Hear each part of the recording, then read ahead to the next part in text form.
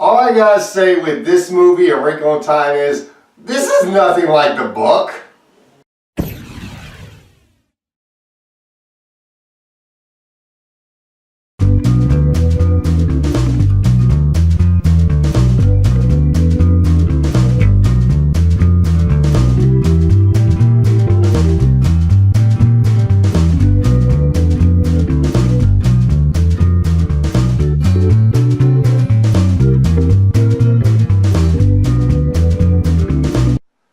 A Wrinkle in Time, directed by Ava DuVernay, the woman that directed Selma. This movie stars Storm Reed, probably named after the ex-woman, as Meg Murray. She is an adolescent teenager, probably about 13 years old in this movie, and her father has disappeared. She doesn't know where her father is, and she's been missing her father for quite some time. Some people think that her father ran away with some other woman. She doesn't believe that. Her father's played by Chris Pine. What happens is she meets these three magical women played by Reese Witherspoon, Mrs. Whatsit, Mindy Kaling plays Mrs. Who, and Oprah Winfrey plays Mrs. Which. And they seem to know where Meg Murray's father is. And they know how to find Mr. Murray through the means of using what is called a tesseract. And a tesseract is moving from one place to another through space and time, but when you're moving from one place to another, you're basically bringing the two places closer together and then separating them back apart. And it's also wrinkling time in a way too, because it's taking no time to get to the other place. So Meg,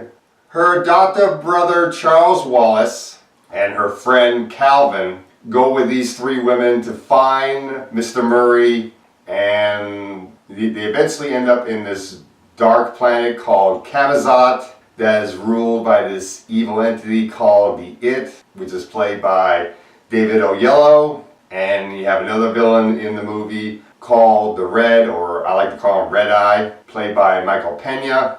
We also meet a seer in the movie played by Zach Galifianakis, the Happy Medium. And that's pretty much the cast and our movie. Now, I've read the book, A Wrinkle in Time, which was written by Madeleine L'Engle. I believe it was written back in the 60s. I believe when I read it when I was young, and I read it again when I was in college.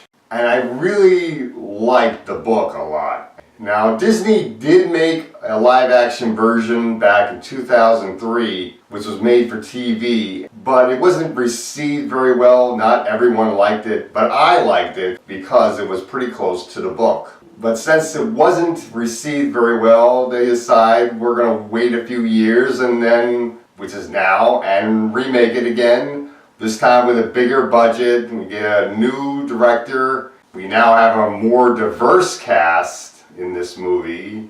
And I don't like this movie. I like the diverse cast, but what I don't like is the changes within the source material. If you're not going to stick to the source material, then you're not making it for those who read the book? Or are you making it for those who never read the book? Is that it? Because that is a bit weird to me. And this book was written for kids. It's a Newbery Award-winning book.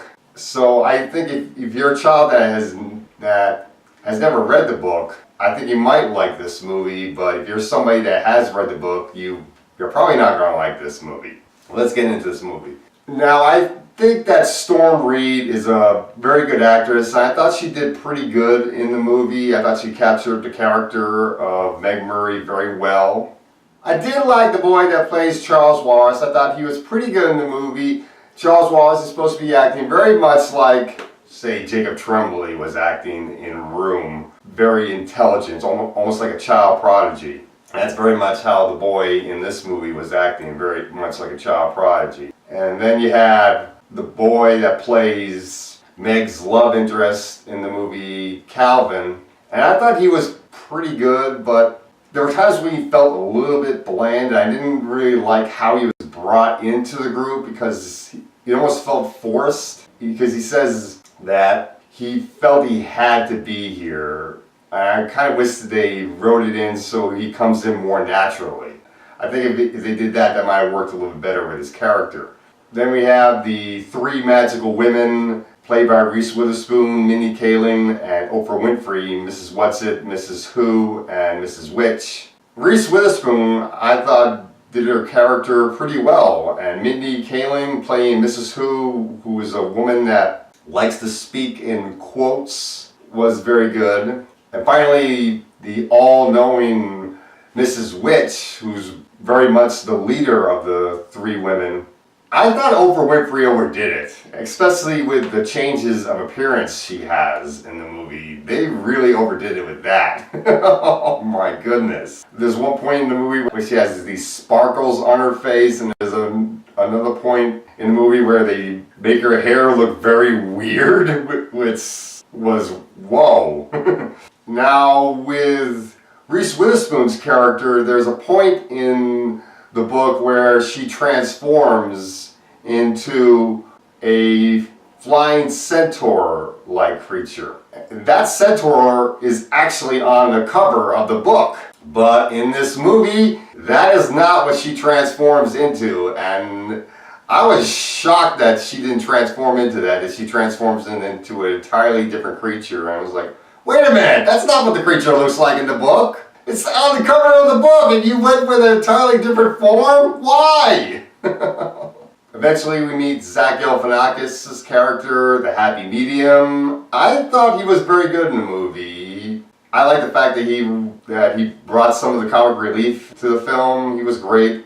Then we get to Camazot when we meet with Michael Pena and the voice of David Oyelowo. Michael Pena is not in the movie that much, but he does an okay job. The voice of David Oyelowo was okay, but the form of the It could have been done much better. I wish they did a different form with the It. And what's the changes of source material with the movie, from book to movie, was really the problems with this film to me. When they get to Camazot, they're supposed to see all the people there, and you have kids bouncing the ball on the same beat, which is in the book, but then you're supposed to have one of the kids is supposed to be bouncing the ball to their own beat, and that is not even in the movie, and that's an important part to the book. So I was shocked that wasn't in the movie. There was never really a good explanation of what a tesseract is. They go for more of a scientific explanation. They had a flashback scene with Chris Pine explaining what a tesseract is, and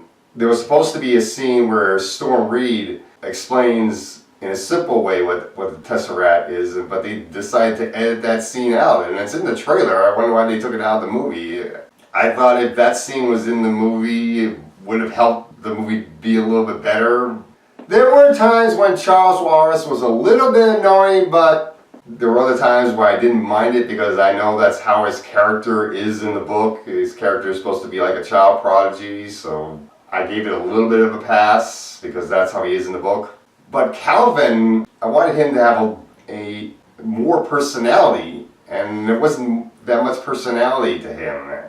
The transformation that Reese Witherspoon goes through was totally wrong. The special effects really didn't look that good to me, and I really think they overdid it with Oprah Winfrey, with the different appearances that she has in the movie. So really, I didn't like this movie. I had no problem with the diversity of the cast. It's really the special effects, some of the writing, and the changes in the source material. Really, those were my problems. If you're somebody that has never read the book, you might like this movie. But if you're somebody that's read the book, you're not going to like this movie, and that was the problem for me.